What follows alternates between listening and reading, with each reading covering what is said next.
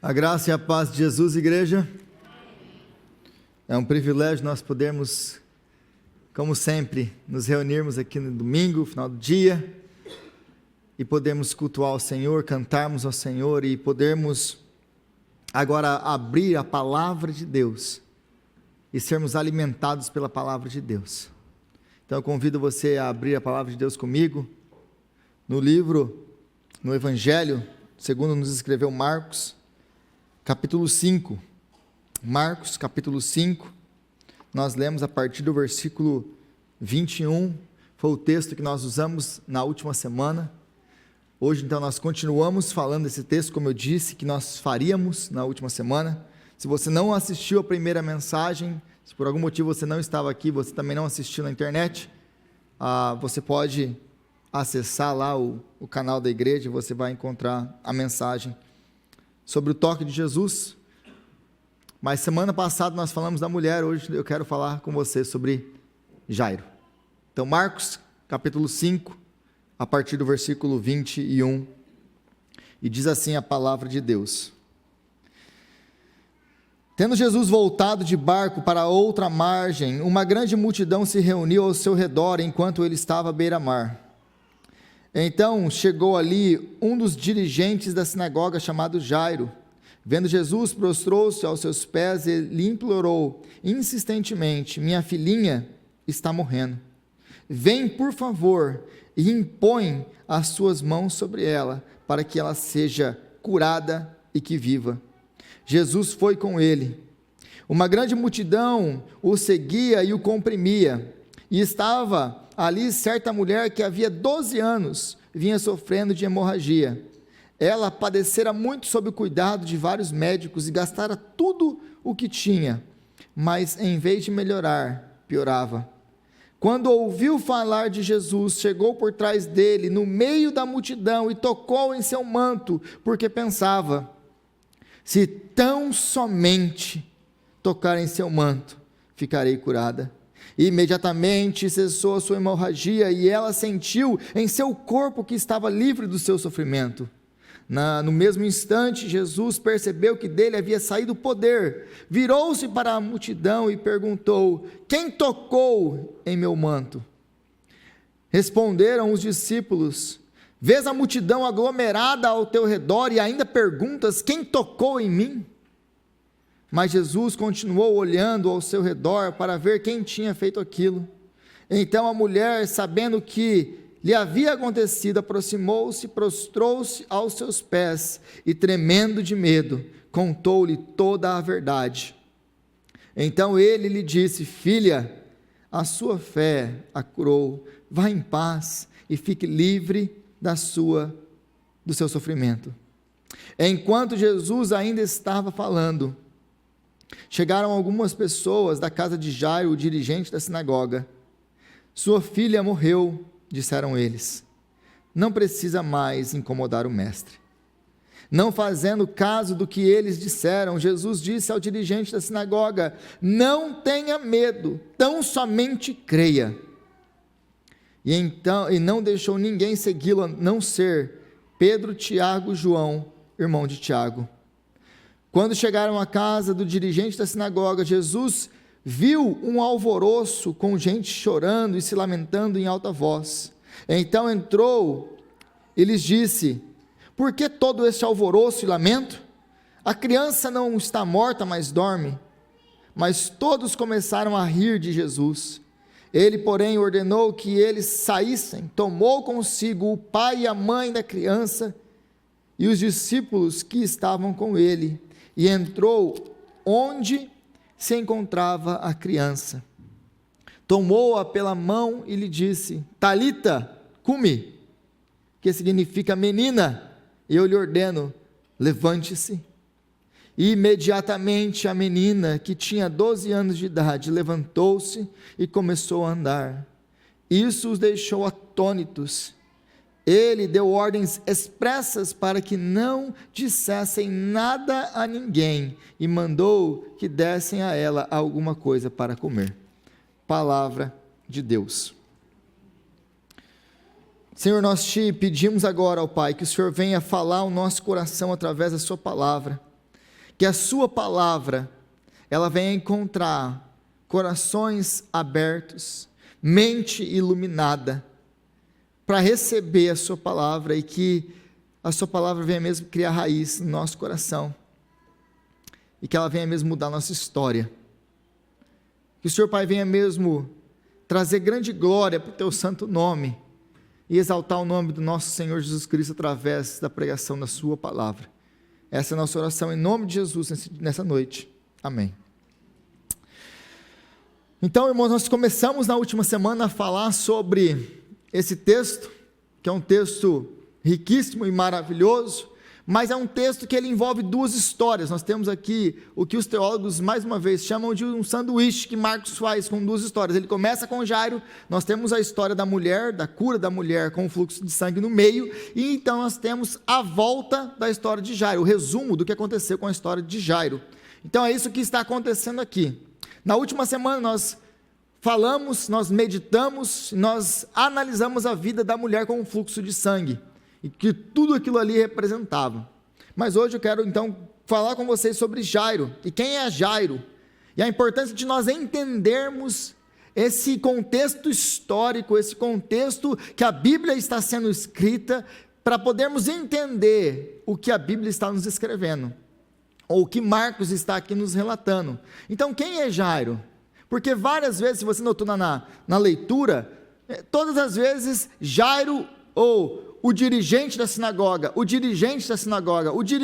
existe uma ênfase em chamá-lo de dirigente da sinagoga. É quase que o seu título é mais importante do que o seu nome. Por exemplo, quando as pessoas me chamam de pastor, é pastor. Porque o nome basicamente não importa, o título é que importa. É basicamente o que está acontecendo com ele aqui, é um líder religioso, um homem respeitado, é um homem que era um homem de posses, porque os líderes das sinagogas eram frequentemente homens de posses, eram homens ricos. Então ele era um homem rico, um homem bem sucedido, um homem religioso, um homem que conhecia a Torá, um homem que conhecia a palavra de Deus, um homem que estava envolvido com a igreja, com a sinagoga, que estava ali então sempre envolvido com as coisas de Deus, um homem que as pessoas, quando passavam na rua, aí vai um homem de Deus, olha lá, aquele lá é um homem de Deus, era um homem respeitadíssimo, era um homem que as pessoas gostavam, e por causa de tudo isso, era visto como um homem abençoado por Deus.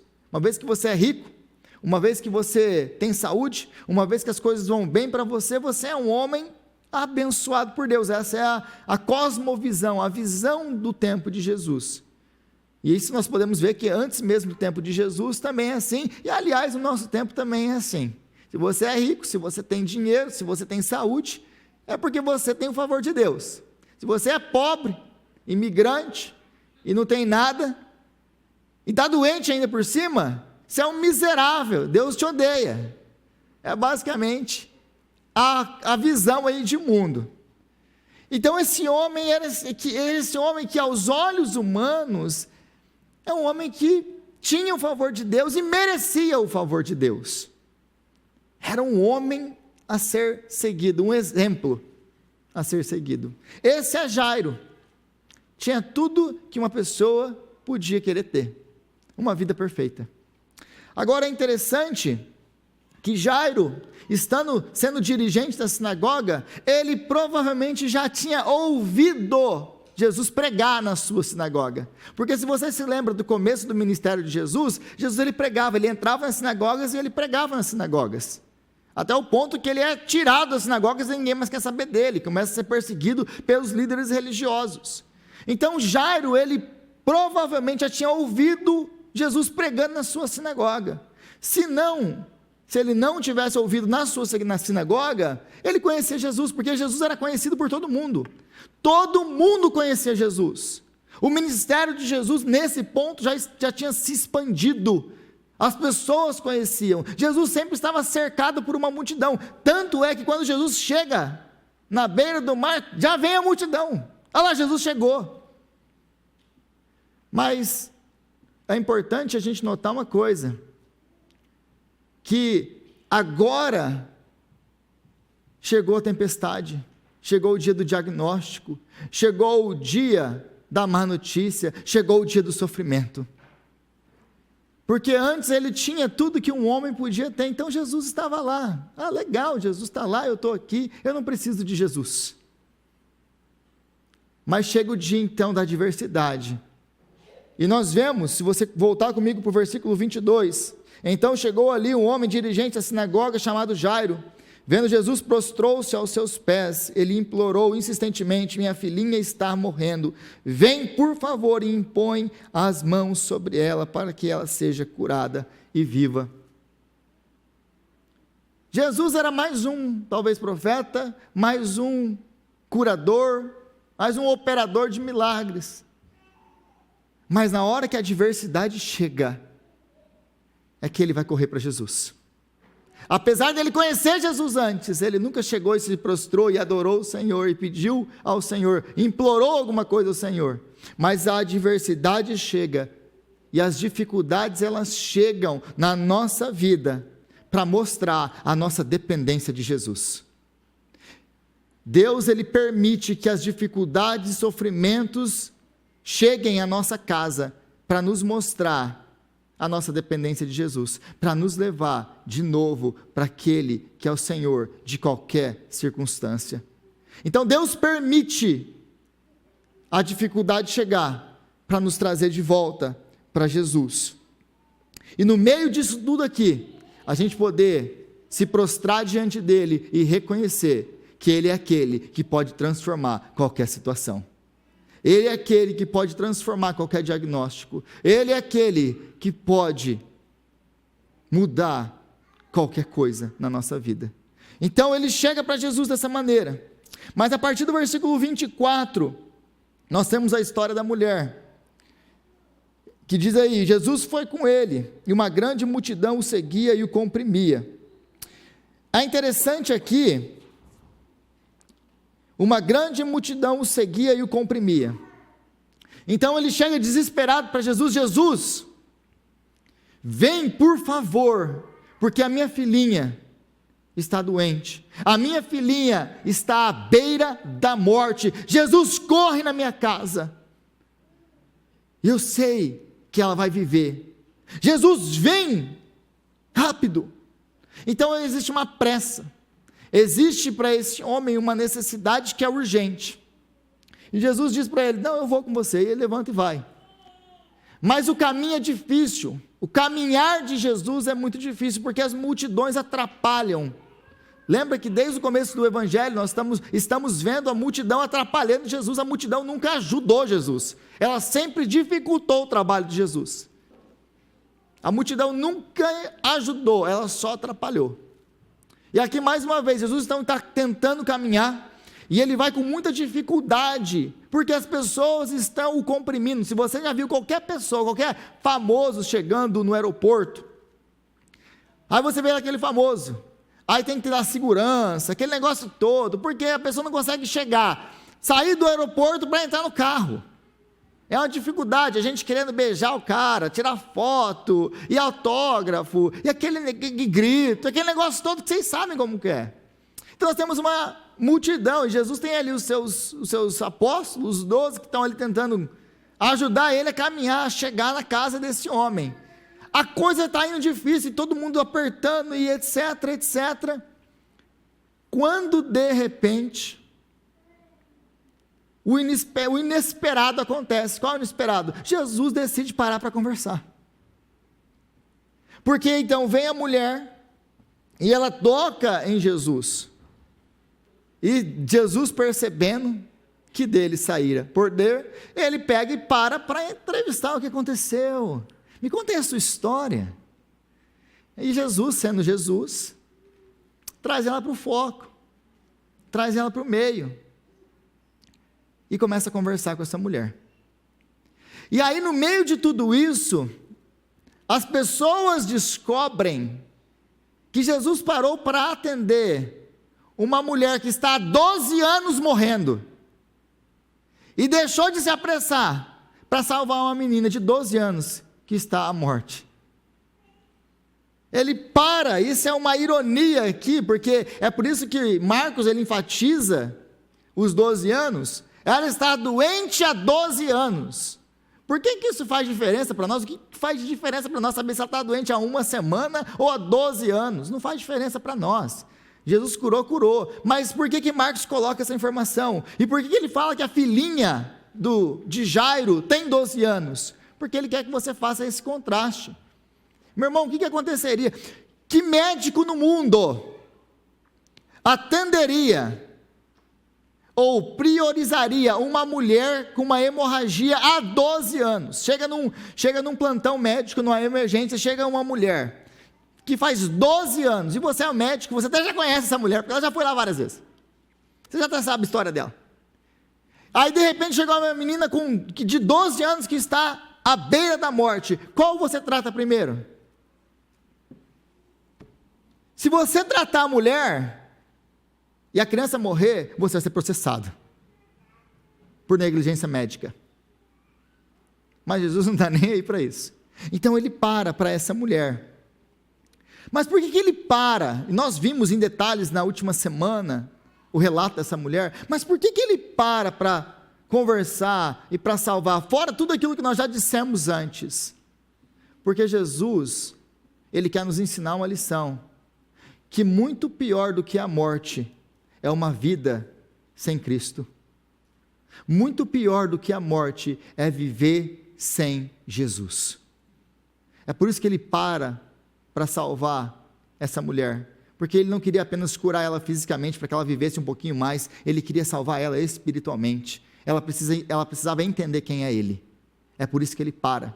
É por isso que ele para poder conversar com ela. E aí no versículo 31 e 32, nós temos aquela famosa, delicada resposta, provavelmente de Pedro aqui, que o Pedrão é o Pedrão, né? Cara sanguíneo, aquele cara que sempre tem uma resposta tranquila na ponta da língua. E aí Jesus, ele pergunta, quem tocou em meu manto? Versículo 31, responderam os discípulos, vês a multidão aglomerada ao teu redor e ainda perguntas, quem tocou em mim? Jesus, você só pode estar de brincadeira, né, Jesus? A pergunta para você deveria ser, quem não tocou em você? Todo mundo, Jesus, está tocando em você. A gente está tocando em você, as pessoas estão tocando em você, todo mundo toca em você, Jesus. Você já é patrimônio da humanidade. Então a pergunta é, quem não tocou em você, Jesus? Você está de brincadeira. Eles ficam irritados com Jesus aqui. Mas por que eles ficam irritados? Por que eles respondem dessa maneira áspera a Jesus? De novo, eles estão falando com o mestre, eles não falam comigo. Por que eles respondem dessa maneira? Porque eles têm uma agenda, porque eles têm um padrão, porque eles têm uma visão do ministério. E o problema de Jesus é o seguinte, Jesus só se mete com pobre. Cara, esse cara é complicado. Onde a gente vai tem uma multidão, é nego, cego, leproso, aleijado, abandonado, doente, e tudo quanto é tipo de desgraça com esse povo que anda com Jesus. Pensa num povo que não tem nada para dar, não tem um que serve para alguma coisa. Eles estão sempre com essa multidão de interesseiro e gente querendo pegar. Cara, estou cansado desse povo. E os religiosos, os importantes da época de Jesus, odiavam Jesus. Então agora pela primeira vez eles têm um dirigente da sinagoga que, cara, até que enfim Jesus decidiu ajudar alguém mais ou menos. Alguém, quem sabe a gente ganha alguma coisa no meio de tudo isso aí. Eles têm uma agenda, isso aqui se você quiser checar lá no capítulo 10, daqui a pouco a gente vai ver esse texto. Jesus está falando que ele vai para a morte, os caras estão preocupados em quem vai ser o maior no reino de Deus, o maior no reino de Cristo, quem que vai sentar à sua direita, quem que vai sentar à sua esquerda. Jesus está falando, eu vou morrer, e eles falam, mas quem que vai ser o maior, Jesus? Vocês não entenderam nada que eu estou falando. Aliás, é uma coisa comum dos discípulos, né? Eles nunca entendem o que Jesus fala, e continua assim até hoje, porque a gente nunca entende o que Jesus fala. A gente pensa, os discípulos não entendiam. Não, a gente também não. A gente vive aí batendo cabeça com Jesus, porque a gente não entende o que ele fala na palavra dele. Ou se entende, não crê. Dos dois, um. Então, eles estão com pressa para ajudar o líder religioso, eles estão com pressa para ajudar a pessoa influente, o homem que aos olhos de todo mundo merece o favor de Deus. É por isso que eles estão com pressa, é por isso que eles respondem dessa maneira. Você está de brincadeira, Jesus? Bora, para com essa palhaçada aí, vamos andar. Vamos, tem mais coisa para fazer, tem mais gente para ver. Larga essa mulher aí, está morrendo faz 12 anos, deixa morrer mais um dia. Não vai fazer diferença nenhuma. Mas Jesus, ele não age como nós agimos, né? Ele tem outra agenda por trás de tudo isso. Agora o versículo 35, o texto vai nos dizer: enquanto Jesus ainda estava falando, chegaram algumas pessoas da casa de Jairo, o dirigente da sinagoga. Jairo, o dirigente da sinagoga. Sua filha morreu, disseram eles. Não precisa mais incomodar o mestre. Note de novo aqui o que Marcos escreve. Isso aqui ele escreve de novo propositadamente para chamar a sua atenção. Enquanto Jesus ainda estava falando. Ou seja, tudo aquilo que veio anterior aqui, que veio antes, essa resposta, a mulher confessando, e ela vai lá e fala o que aconteceu. Jesus fala: minha filha, vai em paz, você está curada, e está tudo bem. E não parou aí, ele continuou falando. Ele continuou ali no momento dele com a mulher, e conversando com a mulher, enquanto a menina está morrendo.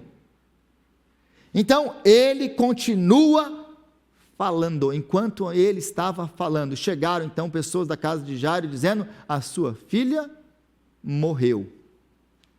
Jesus não serve para mais nada agora. Em outras palavras, é isso que eles estão dizendo aqui: não incomodes mais o mestre, ele não serve para mais nada agora, deixa ele aí. Você consegue escutar o grito de Jairo? Você consegue escutar esse grito silencioso interno, ou internamente de Jairo? Porque ele não está escrito aqui, mas ele está. Se você parar e prestar atenção, você vai ouvir. Qual é a primeira coisa que vem no coração de Jairo? Qual é a primeira frase que vem na mente? Se ele não tivesse parado, a minha filha ainda estaria viva. E essas são as frases de Satanás para nós. Porque sempre que nós passamos por circunstâncias adversas, sempre que nós enfrentamos sofrimentos, diagnósticos contrários, lutas contra a enfermidade, sejam nós ou dos outros, as pessoas que nós amamos e nos cercam, ou alguma coisa que não poderia acontecer, que você pediu, implorou, colocou o seu joelho no chão e clamou a Jesus: Jesus, olha para essa situação, Jesus, vem depressa e me ajuda. Jesus, olha para isso daqui, transforma isso aqui. Jesus, eu sei que o Senhor pode ir lá e transformar toda essa história. Aí aquilo morre, chega a notícia para nós: morreu. Não incomodes mais o mestre. Aquilo que sempre vem na nossa cabeça é a mesma coisa que vem na cabeça de Jairo aqui. Se Jesus não tivesse parado, do que me adianta servir Jesus? Do que me adianta estar na igreja? Do que me adianta dar meu dízimo? Do que me adianta trabalhar no ministério? Do que me adianta fazer isso e andar certinho e etc. Quando são os ímpios que prosperam. Aliás, isso aqui está na Bíblia, já se você leu o Antigo Testamento, essa reclamação já tem na Bíblia. Abre o livro de Malaquias e você vai ver isso. Do que nos adianta servir o Senhor dos Exércitos? Eles voltam para a terra deles, está tudo destruído. Israel está acabado, Judá está destruída. Eles voltam para a casa deles, depois do exílio na Babilônia, e eles olham, suas casas estão destruídas, a sua terra foi destruída, está tudo varrido do mapa. Qual é a primeira coisa que vem na cabeça deles? Do que nos adianta servir o Senhor dos Exércitos? E muitas vezes é isso, exatamente isso, que nós pensamos no meio das nossas adversidades, quando morre aquilo que não podia morrer. E nós pensamos: ele não se importa comigo, porque se ele se importasse comigo, isso não tinha acontecido comigo. Eu que estou aqui, servindo com fidelidade à igreja. do que me adianta servir a Jesus. E nós temos então, e nós corremos então, o perigo de ir para casa e abandonar Jesus no caminho de casa. Nós temos o perigo de deixar Jesus no meio do caminho e ir para casa sem Jesus. E por que isso acontece? Porque Jairo, ele tinha uma agenda, ele tinha um tempo determinado, ele tinha uma expectativa no seu coração que Jesus não cumpre com ela. Lembra do que ele pede? Jesus vem depressa, ele tem um tempo, ele tem uma estratégia, ele tem uma expectativa. Jesus vai vir, ele vai comigo na minha casa, ele vai pôr a mão e vai curar e vai ficar tudo bem.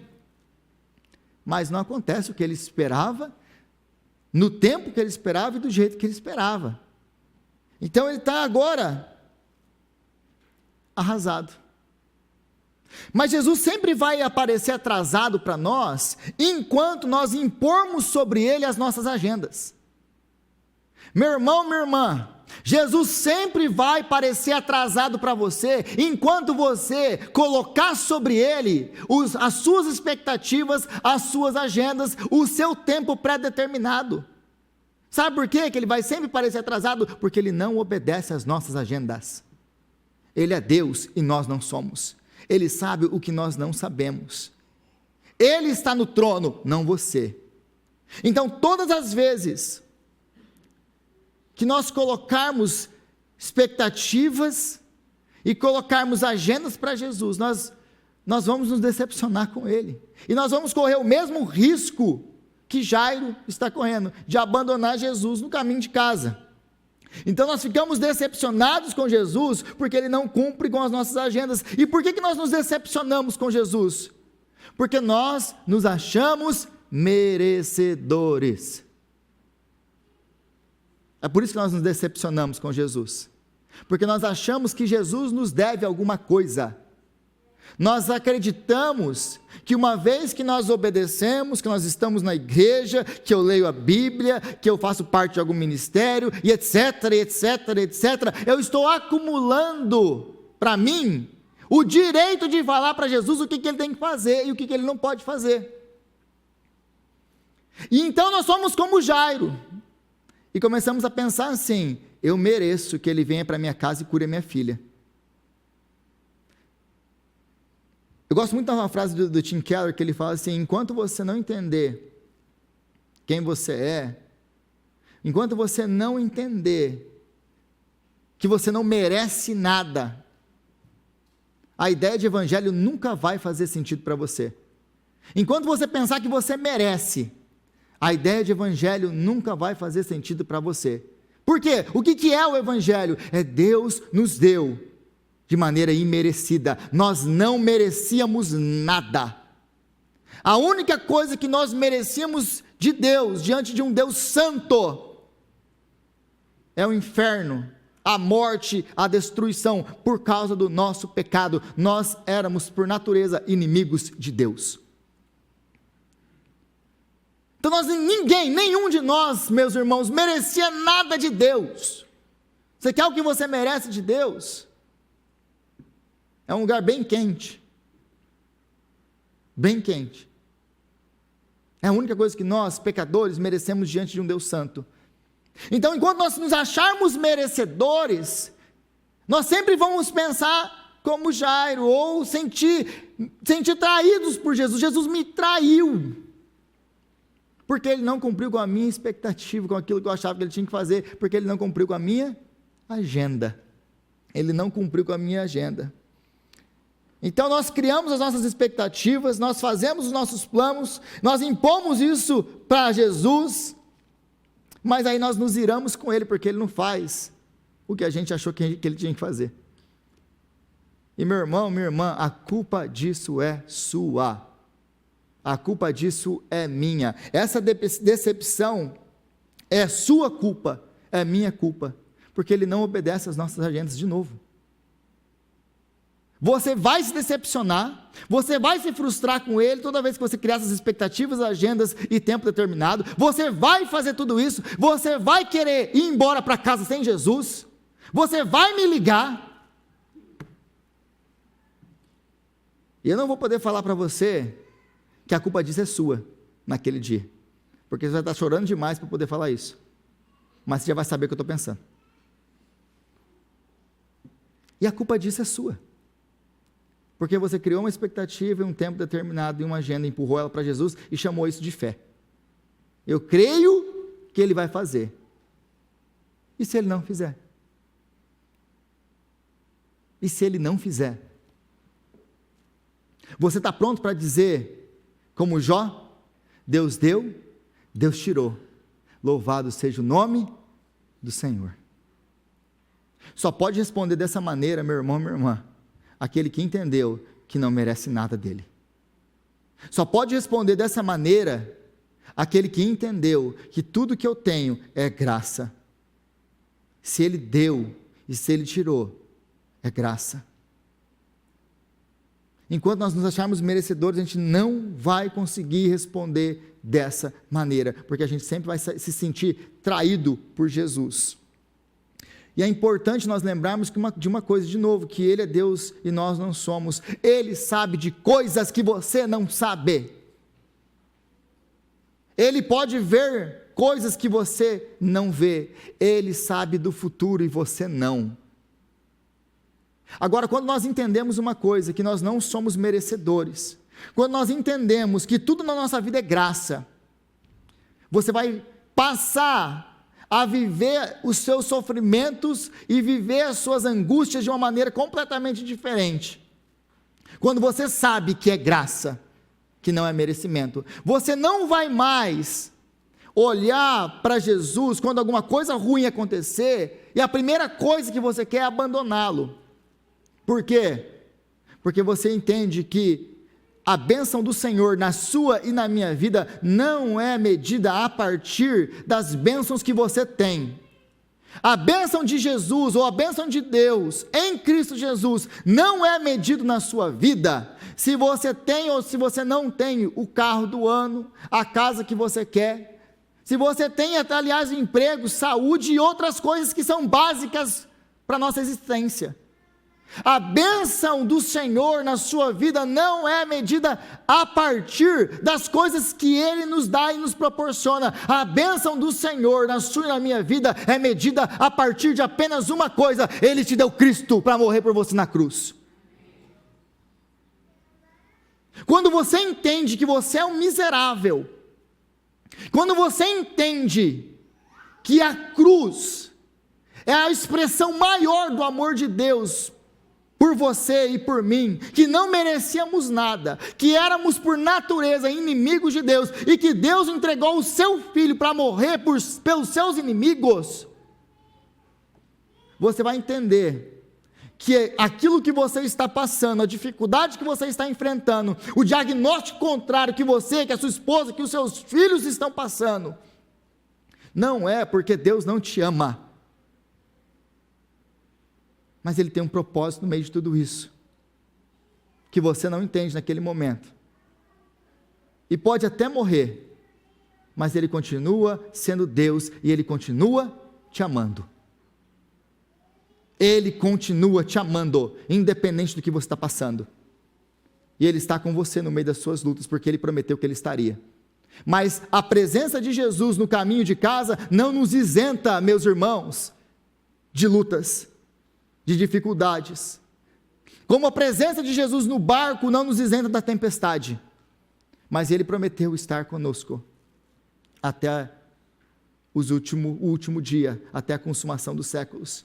Eis que estou convosco. Mas a presença de Jesus na nossa vida não nos isenta das dificuldades e dos sofrimentos, e isso não mostra que Jesus que não se importa, que Ele não está nem aí, porque aliás, na minha concepção, o que Jairo está passando aqui, é o pesadelo de qualquer pai, porque talvez essa seja a situação mais complexa que um pai e que uma mãe possam enfrentar. Qual a situação? Você vê o seu filho, a sua filha, de cama, doente, prestes a morrer, e você não pode fazer nada.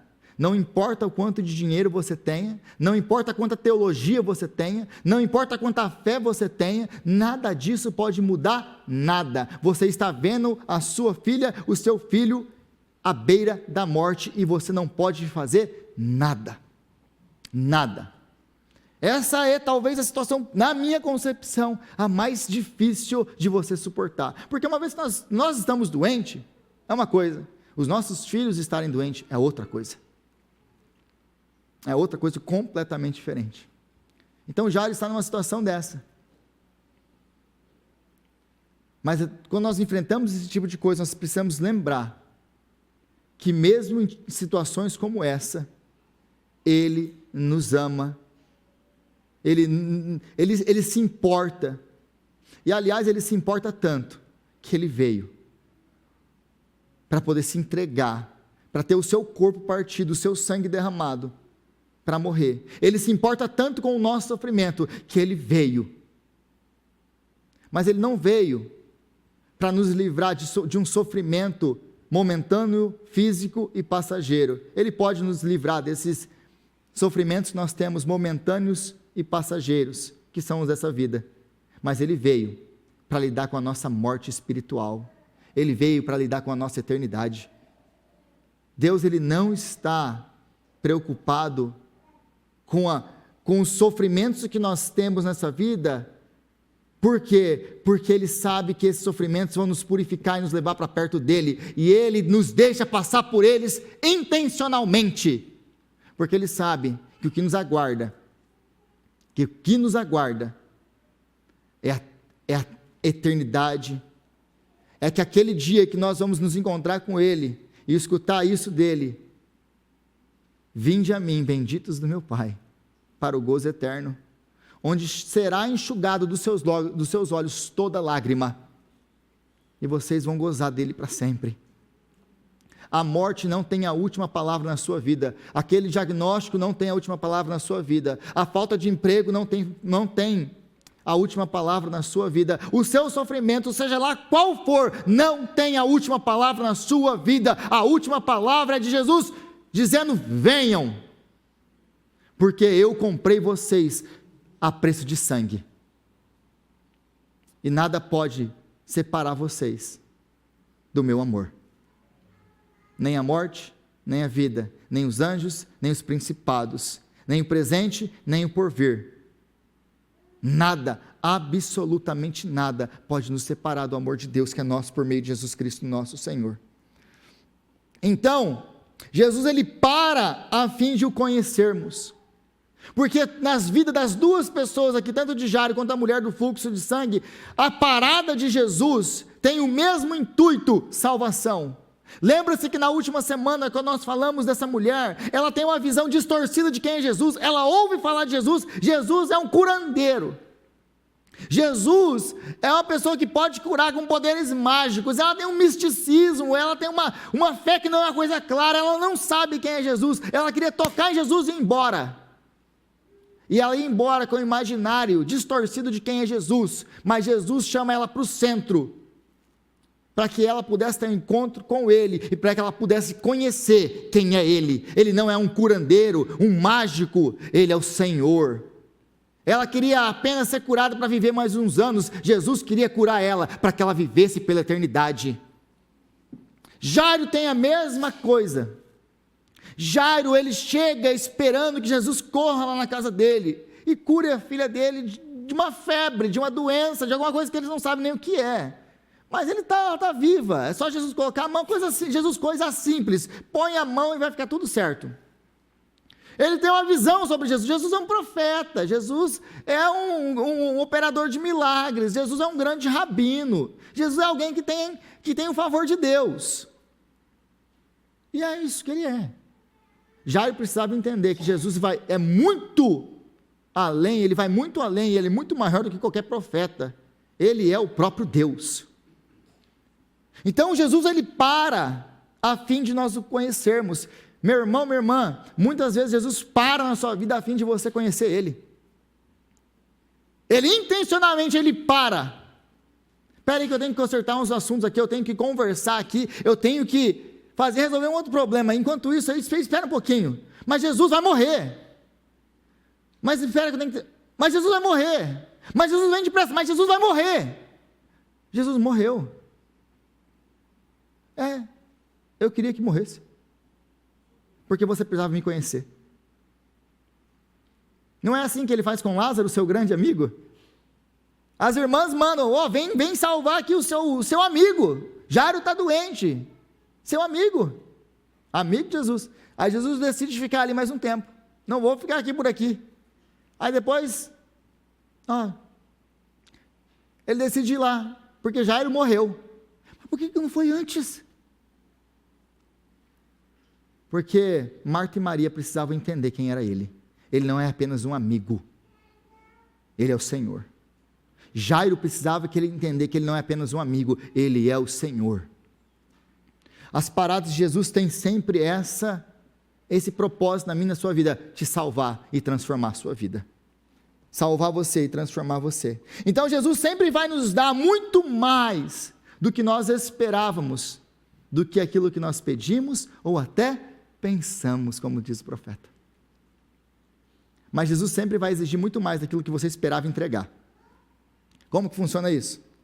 Jairo, ele vem para Jesus com uma expectativa, ele esperava que a sua filha fosse curada de uma doença e fosse trazida de volta. Então, basicamente, ele esperava que a sua filha fosse tocada e curada. E é isso, Jesus, muito obrigado, valeu, você veio aí, muito bom ter tempo aí, esse tempo que você veio aqui, obrigado pela sua disposição, né? A gente se encontra nos caminhos da vida aí. Quem sabe você vem pregar um dia na minha sinagoga. Ele esperava que, para ter isso que ele queria, a única coisa que ele precisaria fazer era o quê? Eu vou chegar diante dele, eu vou reconhecer, vou me ajoelhar, vou me prostrar, e vou reconhecer que ele é esse cara mesmo, que ele é o homem, um grande operador de milagres, um grande rabino, o que para os líderes religiosos não era uma coisa fácil e simples de se assumir. Então, uma vez que eu assumi quem ele é, uma vez que eu dar a ele esse reconhecimento público, isso é o suficiente, não é o suficiente? Um homem como eu, um homem estimado como eu, reconhecer publicamente que Jesus, ele pode salvar, que ele pode fazer isso, já não está suficiente eu fazer isso? Ele estava disposto a publicamente reconhecer a autoridade de Jesus. Mas Jesus não queria isso. Jesus queria que ele reconhecesse agora que ele não é apenas um grande rabino, um profeta, ele é o Senhor. Então Jesus sempre vai nos dar mais do que nós esperávamos, porque ele esperava ter uma filha curada, ele tem uma filha ressuscitada, trazida dos mortos, mas ele esperava apenas um reconhecimento público. Agora Jesus vai chamar ele a ter uma fé que ele não esperava nunca ter em Jesus. Por quê? Porque o texto vai nos dizer que eles chegam e falam, não incomodes mais o mestre, morreu, não incomoda mais ele não pode fazer mais nada. Agora Jesus fala para ele, não tema, tão somente creia. Versículo 36, se você voltar para o versículo 28 de novo, porque essa não é a primeira vez que você vê nesse texto, essa palavrinha, tão somente creia. Versículo 28, porque a mulher pensava, se eu tão somente tocar em seu manto, ficarei curada. Jesus está chamando esse homem, esse dirigente da sinagoga, esse homem religioso, esse homem de sucesso, esse homem respeitado, esse homem versado nas escrituras, esse homem que conhece a Deus, para ter uma fé genuína e verdadeira, que ele não tinha. E é interessante destacar a diferença da fé que a mulher que ouviu falar de Jesus, que não era uma religiosa, que conhecia alguma coisa, não era uma mulher que conhecia as escrituras e tinha um profundo conhecimento de Deus, ela tem uma fé tão grande, que ela pensa assim, se eu tão somente tocar na borda do seu manto, eu vou ser curada. Jesus agora, ele está querendo chamar esse líder religioso, ele está querendo chamar esse homem que aparentemente conhece tudo de teologia, mas não conhece nada de Deus, para ter uma fé verdadeira e transformadora, que ele é o Senhor. É por isso que ele fala para ele: Jairo, não tema, tão somente creia. Tão somente creia. Então existe esse contraste todo aí, e é interessante que a fé dessa mulher, ela leva a ação e a superar os medos dela. Porque quando Jesus fala assim: minha filha, a sua fé te salvou, a gente pensa que o que salva a pessoa é a fé. Não, não é a fé, é o objeto da fé. A fé dela salvou ela nesse sentido. A fé dela moveu ela a andar contra toda esperança. A fé dela fez ela tomar atitudes, mesmo que não se houvesse esperança nenhuma por causa dela. Mas não é a fé dela que salva, a fé dela fez ela superar, fez ela andar no sobrenatural, fez ela andar onde ela não podia enxergar uma saída, fez ela fazer coisas que ela tinha medo de fazer, de ir e tocar. A fé dela a impulsionou para isso, mas quem salva é o objeto da fé. Nós não somos salvos pela nossa fé, nós somos salvos pelo objeto da nossa fé, Cristo. Nós não somos salvos pelo tamanho da nossa fé, nós somos salvos quando a nossa fé, ela nos impulsiona a andar com Cristo, a andar para Cristo, mesmo que todas as circunstâncias digam o contrário. Mas quem salva é Cristo, quem transforma é Cristo, quem muda é Cristo. E mais uma vez, se você virar a página aí comigo no versículo 40, Jesus ele vai chegar aonde está essa menina, e diz o versículo 41, tomou-a pela mão e disse: Talita cumi, que significa menina, eu lhe ordeno, levante-se. E mais uma vez nós vemos Jesus, agora não mais se deixando tocar, mas como ele fez tantas outras vezes, com outras pessoas, ele impõe as suas mãos sobre ela. E é interessante, por que ele impõe as mãos? Ele não precisava impor as mãos, ele precisava apenas de uma ordem. Talita cumi.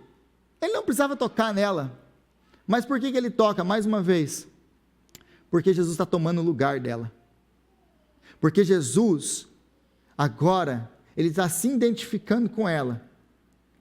E ela é salva por causa disso, porque ele troca de lugar com ela, para que essa menina pudesse se levantar da cama. Para que essa menina pudesse se levantar da morte, Jesus vai tomar a morte dela sobre ele. Para que você pudesse ser salvo, para que eu pudesse ser salvo, para que nós pudéssemos ser tirados da morte, Jesus vai tomar no madeiro a nossa morte. Ele vai tocar na sua e na minha vida, ele vai tirar o seu pecado e o meu pecado, para nos levar de novo para Deus. É por isso que ele toca. O puro tocando o impuro. O que era proibido? Ninguém podia tocar um morto. Se você tocasse um morto, você ficava impuro. Mas Jesus toca, e a sua pureza é transferida. E na cruz, a nossa impureza é transferida para ele. Porque é isso que o apóstolo Paulo nos diz em 2 Coríntios, no capítulo 5, que Deus o tornou ou o fez pecado, aquele que não conheceu pecado por nós. Deus fez pecado por nós.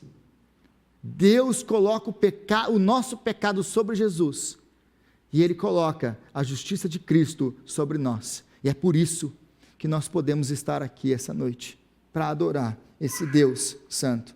Então a história de Jairo é a nossa história, é a minha história e é a sua história. Como ela, a minha história e a sua história, Jesus pode nos levantar da morte, porque ele encara a morte no nosso lugar.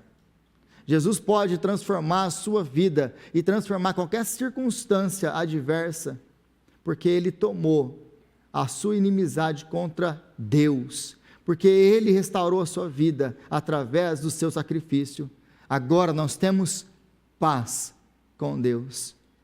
Então Deus, meu irmão, minha irmã, Deus não está te punindo de nada quando as coisas ruins acontecem, mas no meio de tudo isso, ele quer te trazer para perto dele e transformar a sua história.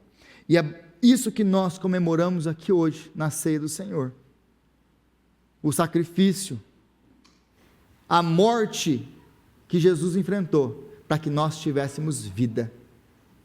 É isso que nós vamos participar agora. Eu gostaria de convidar aqui o Ministério de Louvor para estar comigo, os presbíteros que estão aqui hoje, o presbítero Bruno e o presbítero Christian, para estar aqui conosco.